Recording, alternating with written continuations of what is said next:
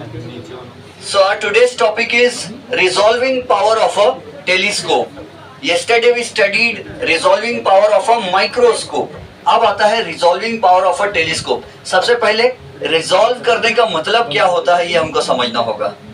हालांकि इससे परसों सैटरडे हमने पढ़ा था resolve करने का मतलब क्या होता. If two objects are very close to each other, ये दोनों stars है, ये तारा ये सितारा, तारा और सितारा एकदम पास पास में है. तारा से लाइट निकलता है और स्प्रेड होता है, विच is called diffraction of light, है ना.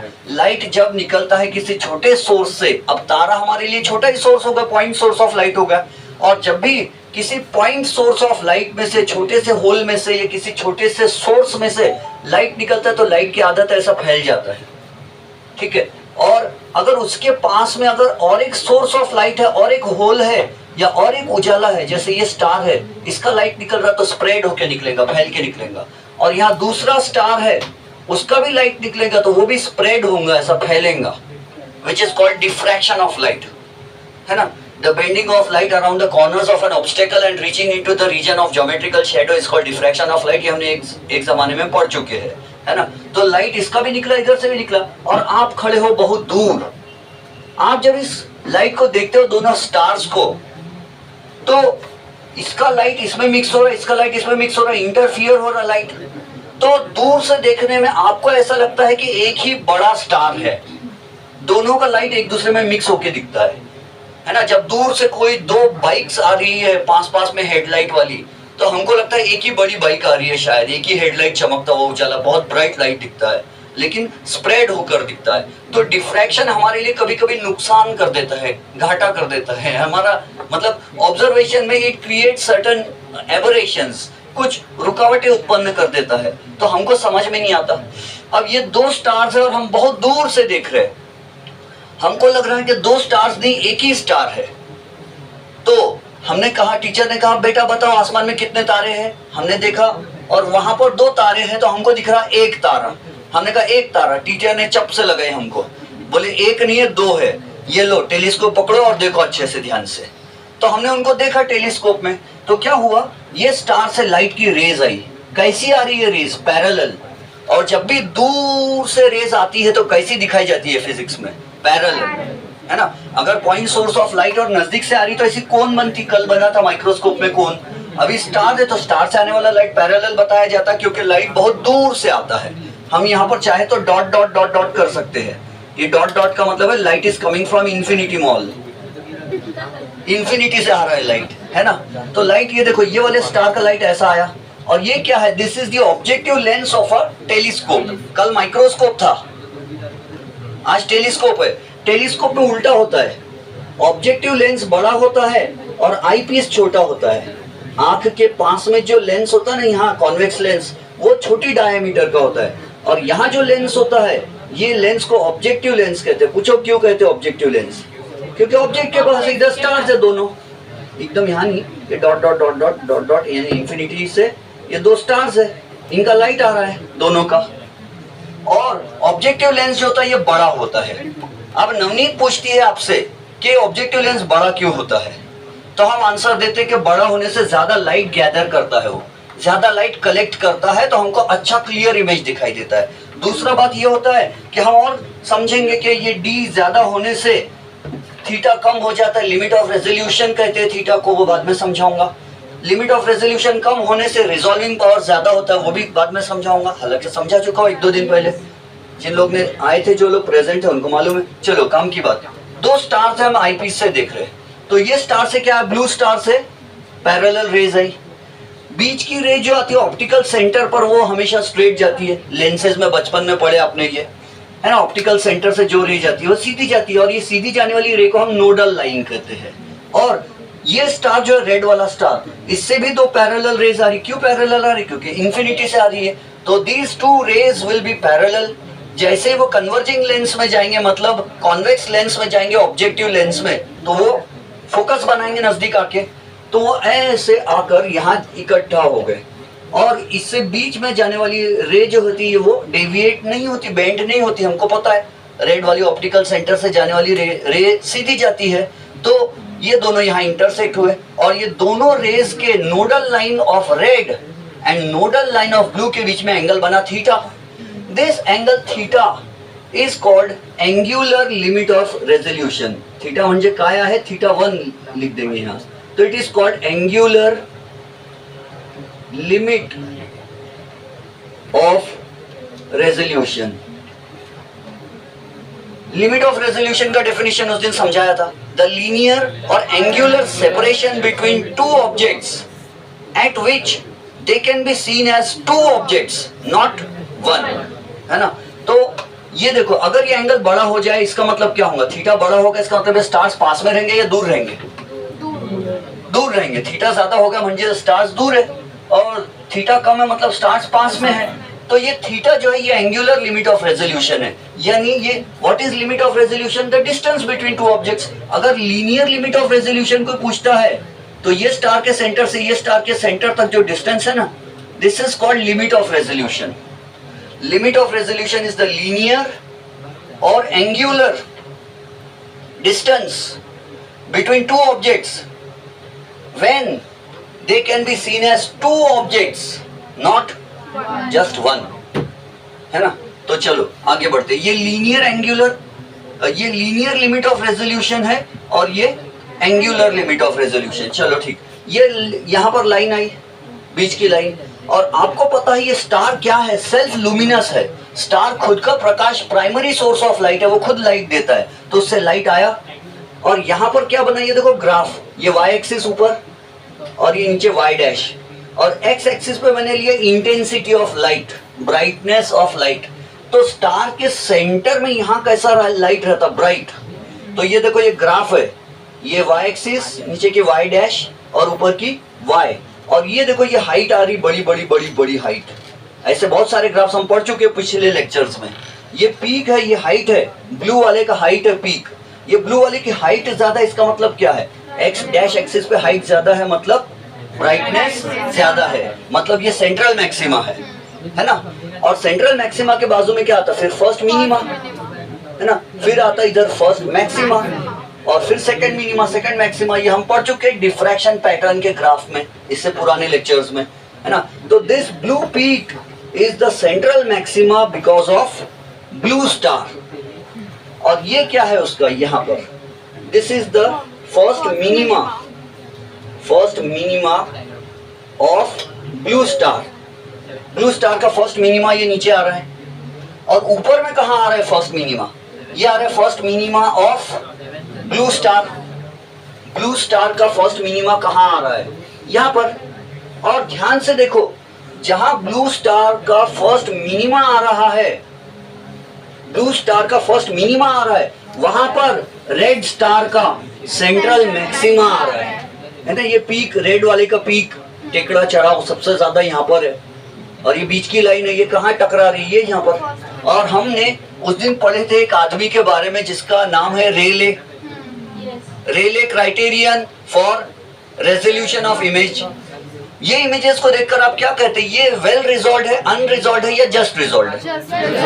वेरी गुड, ये जस्ट रिजॉल्व है. और जस्ट रिजॉल्व की कंडीशन में उन्होंने क्या बोला था रेले ने, if the central maxima of one source falls on the first minima of second source, another source, or the central maxima of one source falls on the first minima of another source, then the images are said to be just resolved. Just resolved यानी just हमको समझ में आने लग गया है कि वो दो स्टार्स नहीं एक स्टार, सॉरी उल्टा बोल दिया मैंने, हमको जस्ट समझ में आने लग गया कि वो एक स्टार नहीं है, दो है. वो पास पास में होने से हमें धोखा हो जा रहा था, लेकिन वो एक नहीं दो है, सेपरेट है वो, है ना. तो ऐसा कब महसूस होने लगता है, ऐसा आभास हमको कब होता है, जब सेंट्रल मैक्सिमा एक वाले का, ब्लू वाले का सेंट्रल मैक्सिमा रेड वाले के फर्स्ट मिनिमा पे आता है. अब देखो दो भाषा में बना दिया मैंने यहाँ पर, एक तो ग्राफ की लैंग्वेज में भी बना दिया और डायग्राम की लैंग्वेज में भी बना दिया. तो ये देखो, ये जो ब्लू का सेंट्रल मैक्सिमा आ रहा है, नोडल लाइन, ये रेड के काय पे टकरा रही, कितने मिनिमा पे, फर्स्ट मिनिमा पर. और ये रेड की जो नोडल लाइन आ रही बीच की, वो किस पे टकरा रही? ब्लू के फर्स्ट मिनिमा पर टकरा रही, मतलब द इमेजेस आर रिजॉल्व। ये ग्राफ की भाषा में हो गया। और डायग्राम की भाषा में देखिए सर्कल में, तो डायग्राम क्या दिखता है स्क्रीन पर हमको? एक सेंट्रल ब्राइट, ब्लू वाले की बात करते हैं, ब्लू का central bright band central maxima रहता है, फिर फर्स्ट मिनिमा रहता है, फिर उसके बाद रहता है फर्स्ट मैक्सिमा, फिर रहता सेकंड मिनिमा, फिर सेकंड मैक्सिमा, फिर थर्ड मिनिमा, फिर थर्ड मैक्सिमा। ऐसे alternate bright and dark rings मिलते हैं जिनको एरीज रिंग्स बोलते हैं। AIRY, एरी आदमी था, है ना। उसी तरह रेड वाले का क्या मिलेगा? रेड का बीच में मिलेगा सेंट्रल मैक्सिमा, यानी बीच में फुल रेड कलर का लाइट दिखेगा, फुल रेड। और ये जो रेड वाला हमने पट्टा बनाया ऐसा गोल सर्कल, ये रहेगा डार्क, अंधेरा, है ना, जिस which is called the first minima. Minima यानी minimum brightness, minimum intensity of light, zero, अंधेरा। तो अब देखो ये जो रेड वाले की लाइन आ रही है, ये ब्लू वाले के काय पे टकराई? फर्स्ट मिनिमा पे। डायग्राम में भी दिखाया आपने फर्स्ट मिनिमा गोल, उस पे टकराई। और ब्लू वाले की जो सेंट्रल लाइन आई वो रेड वाले के फर्स्ट मिनिमा पे टकराई। बात समझ में आती है? तो इस तरह क्या हुआ, ये इमेजेस कैसे हुए? Just resolve. अब डेरिवेशन की तरफ आते हैं, थोड़ा मैथमेटिक्स। तो ये तो हमने समझ लिए, दो स्टार्स है एक ही दिखते हैं, लेकिन हम टेलीस्कोप लगाए तो उसको रिजॉल्व कर देता है। रिजॉल्व कर देता है मतलब जो चीज एक दिख रही थी उसको दो करके दिखा देता है, सेपरेट करके दिखा देता है। तो अब देखो, जब सिंगल स्लिट डिफ्रैक्शन पढ़े थे अपन ने 5-6 लेक्चर्स पहले, तो हमने पढ़ा था single slit Fraunhofer diffraction. Fraunhofer, there are 2 types of diffraction, Fresnel diffraction and Fraunhofer diffraction. Fraunhofer diffraction कब होता है? If the distance between the source of light and the screen is infinity, तो होता है। अब सोर्स ऑफ लाइट इंफिनिटी है, ऐसा कैसे पता चलता? तो अगर आने वाली रेस पैरेलल है तो हम समझ जाते हैं सोर्स ऑफ लाइट इंफिनिटी है। और हमने वो कैसा बनाया था? यहाँ पे हमने क्या किए थे? लेंस लगाए थे, और लेंस के फोकस पे क्या लगाए थे? सोर्स ऑफ लाइट लगाए थे। इससे रेस ऐसी आई थी, और फिर वो क्या हो गई थी? लेंस में आके पैरेलल हो गई। और ये पैरेलल रेस देखकर समाज क्या सोच रहा था? समाज ये सोच रहा था कि इंफिनिटी से आ रही है। फिर यहाँ क्या किए थे? खड्डा था, खड्डे में गड्ढा था, उसमें से रेज आई, रेज ऐसी फैल कर आई, ऊपर भी गई नीचे भी गई, ऐसी भी आई इधर नीचे, इधर भी थीटा बना। और यहाँ क्या बना? फर्स्ट मिनिमा, यहाँ अंधेरा बना। इतने बीच के एरिया में उजाला बना, बड़ा सेंट्रल मैक्सिमा, बहुत बड़ा बना। और है ना, यहाँ पर सेंट्रल मैक्सिमा बनता था, इधर फर्स्ट मिनिमा बनता था, इधर भी फर्स्ट मिनिमा बनता। सेंट्रल मैक्सिमा का जो विड्थ होता था वो 2W होता था, बहुत चौड़ा होता था, वो डबल विड्थ होता उसका।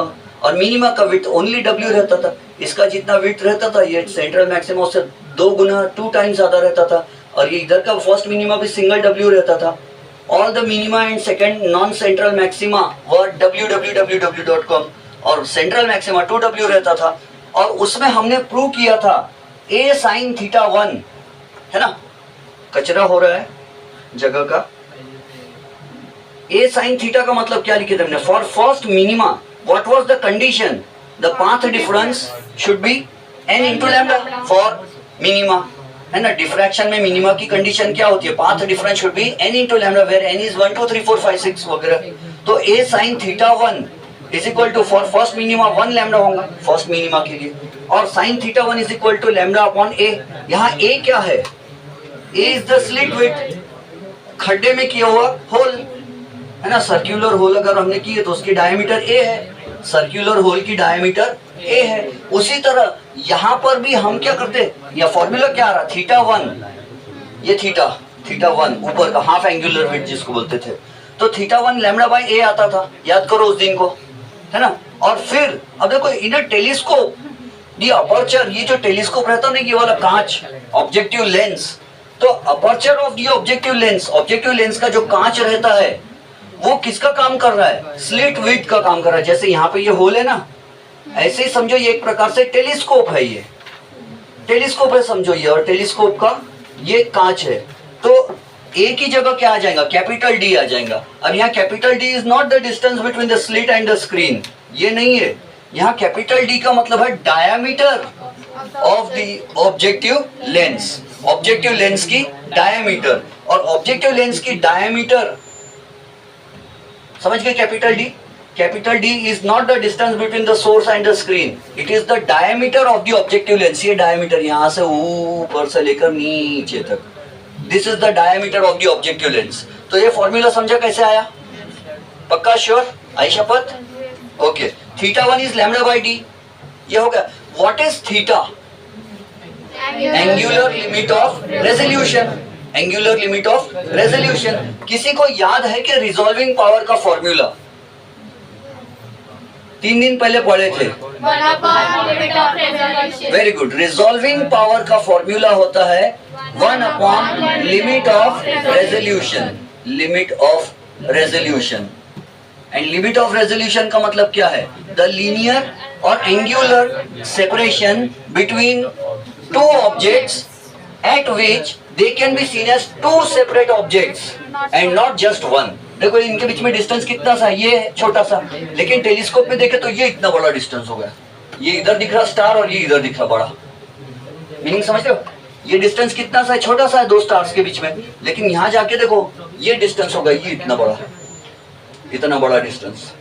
तो टेलीस्कोप क्या करता है? दो पास की चीजों को दूर करके दिखाता है हमको, तो रिजॉल्व करता है। तो लिमिट ऑफ रेजोल्यूशन, अब बताओ रिजॉल्विंग पावर का फॉर्मूला क्या होगा? 1 upon limit of resolution, linear नहीं, हम एंगुलर की बात कर रहे हैं, तो कितना होगा ये? थीटा 1। और अब resolving power is equal to हम क्या लिख सकते हैं? डायरेक्ट लिख दो या वो ऐसा लिखो, थीटा 1 की वैल्यू। अच्छा, दूसरी और एक चीज रहेगी, theta 1 is equal to lambda by D लिखे, लेकिन याद है कल आया था वो अबे, है ना, साइंटिस्ट अर्नस्ट अबे, शायद जर्मनी का था, पैदा हुआ तो उसके पापा ने बोले होंगे अबे पैदा हो गया, तो इसलिए उसका नाम अबे रख दिए होंगे, मजाक कर रहा हूँ। तो उसने क्या बोला? अगर दो sources of light self luminous है, खुद उजाला चमकाते हैं, खुद का लाइट है जिनका, तो यहाँ पर बोले 1.22 लगा देना, ऐसा उसने बोला। क्यों बोला, कहाँ से बोला, कहाँ से लाया उसने, वो उसको मालूम। अपन लोग तो बेचारे लोग हैं, है ना। वहाँ वो देखो किसी ने लिख दिया वहाँ बेचारे अंसार सर दीवार पे, एक से एक विचार रहते लोगों के, उच्च विचार। तो theta 1 is equal to 1.22 into lambda by D, where D is the diameter of the objective lens, है ना।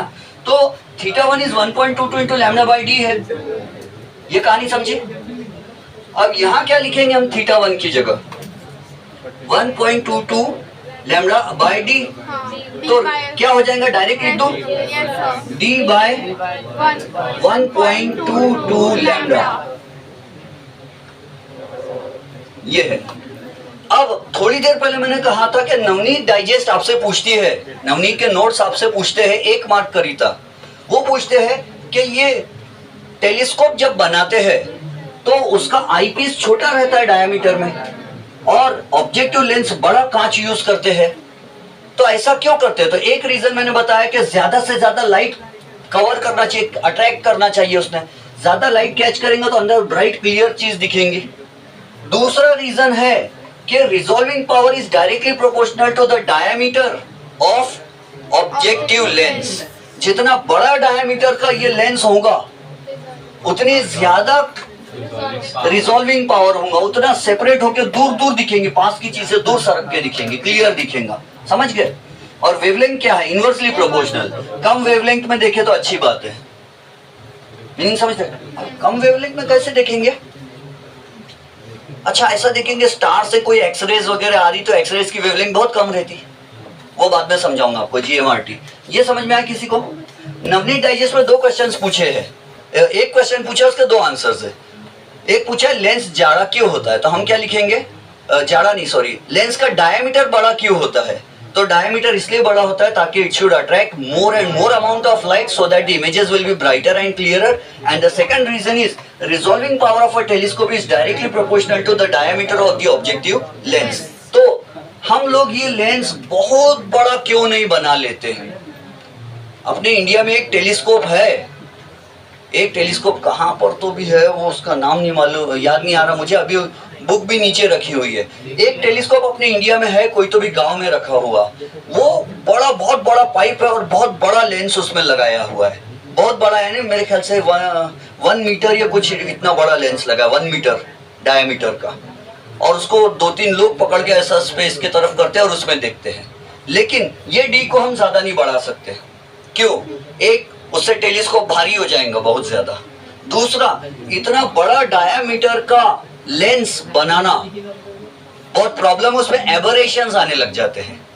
एबरेशन, ये 11th में आया था, एबरेशन, क्रोमेटिक एबरेशन, हम नहीं समझाते। स्टार है, व्हाइट लाइट आ रहा है, कितना फोकस बनना चाहिए व्हाइट लाइट का। अभी देखो, अब जो समझा रहा है ये टेक्स्ट बुक में नहीं दिया है, सिलेबस में नहीं है, मतलब अपने 12th की बुक में नहीं है। सिर्फ समझे तो अच्छी बात, नहीं तो और अच्छी बात।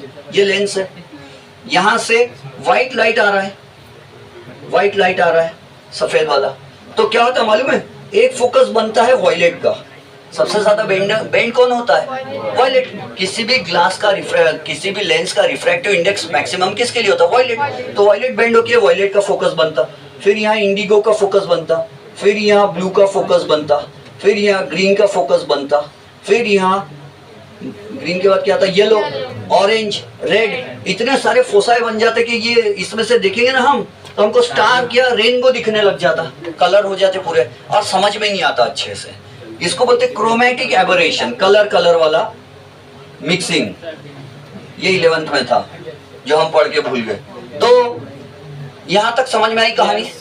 तो हम बहुत बड़ा ऑब्जेक्टिव लेंस नहीं यूज करते हैं क्योंकि वो भारी भी हो जाएगा, और सही शेप का, बिल्कुल ऐसे अच्छे शेप का, इतना बड़ा कांच का वो बनाना मुश्किल है लेंस, इसलिए भी हम ऐसा नहीं। तो हमने नया सॉल्यूशन निकाला। पुणे के पास में एक गांव है छोटा सा, उसका नाम है नारायण गांव। नारायण गांव, वहां पर क्या हुआ है, तो वहां पर अपने इंडिया में बनाया गया है, पुणे के पास नारायण गांव है, वहां बनाए GMRT, giant metre wave radio telescope, GMWRT, giant metre wave radio telescope, ये बनाया गया। ये अगला टॉपिक होता है, वो मैं आपको बाद में समझाऊंगा। पहले बताओ, ये वाला समझ में आया किसी को? ठीक है, इसको मोड़ देते, फिर बंद कर दो वीडियो।